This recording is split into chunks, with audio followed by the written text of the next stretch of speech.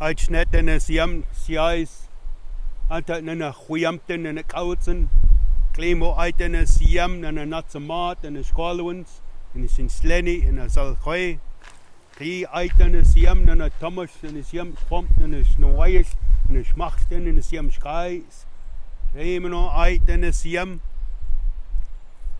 Vian Dankeschön, Ahoy. Thank my relations from Germany and from Czech Republic. Thanking them again, spending time in their countries, learning from so many different cultures and different backgrounds and different knowledge.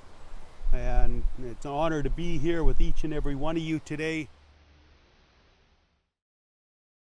Well, hey, you got a nice house. You want to get out of here? We want to move in. Me and my friends have got a big ship here with a big flag on it, and we're going to take your property now. So you got to move. Well, we've been living here for thousands of years. Oh well, that's long enough. Get out of here. We're going to live there now. You bring your family and you come here and you live here. We're going to build a city. And that's what happened with a lot of indigenous people. So when you start to look at displacement, you look at a lot of the places where people had settled before. Beautiful bays like this. They knew what was in the ocean. They knew what was in the landscape, and that's where they survived. You're all indigenous from somewhere. You all have a lineal connection somewhere. And sort of the easiest way to visualize it is, since the beginning of your ancestral history, your ancestors survived on a land like this.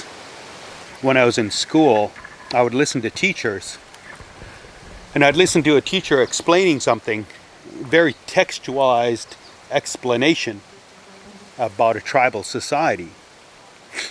And I would think about it, and that was one of my questions I would ask a lot of the professors. So you were there? Excuse me? You were there in that village. What did the earth feel like? Excuse me? What did the food taste like?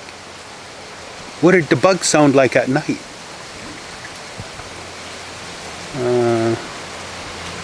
No, I read that out of a book. Exactly. A very singular experience. A very textual experience of somebody else.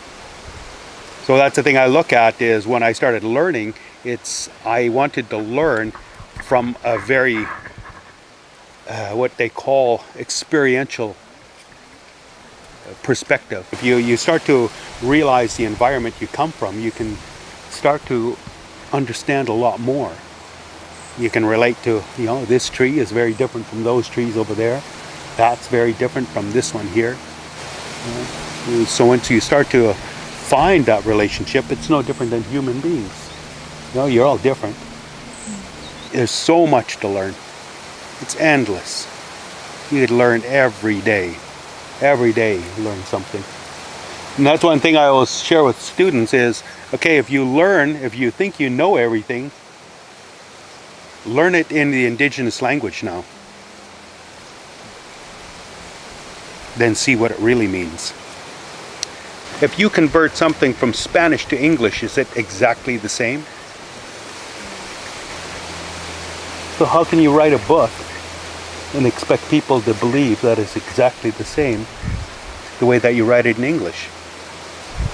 Who converted those words to make that book?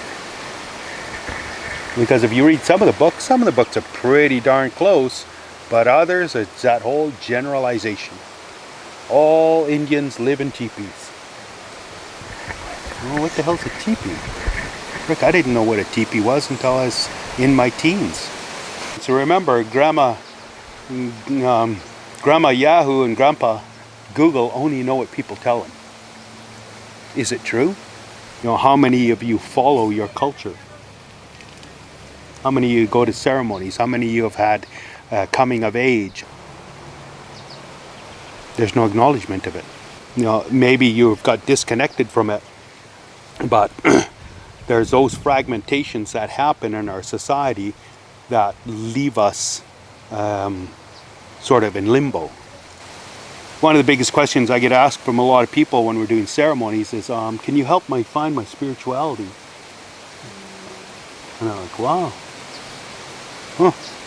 Why don't you go home, look in the mirror? People are like, what? Look in the mirror. It's in you. You just forgot where it was. Somebody told you you didn't have it, and you believed them. You'll never lose your spirit. It's always with you. When we use this word Natsamat, it means all one spirit and one heart.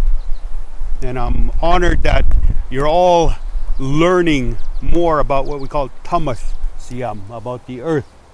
Because we always say, you're the change. Keep learning. I always tell everybody, you still know nothing. I know nothing. And I'll teach you all the things I don't know. Ay, Siam.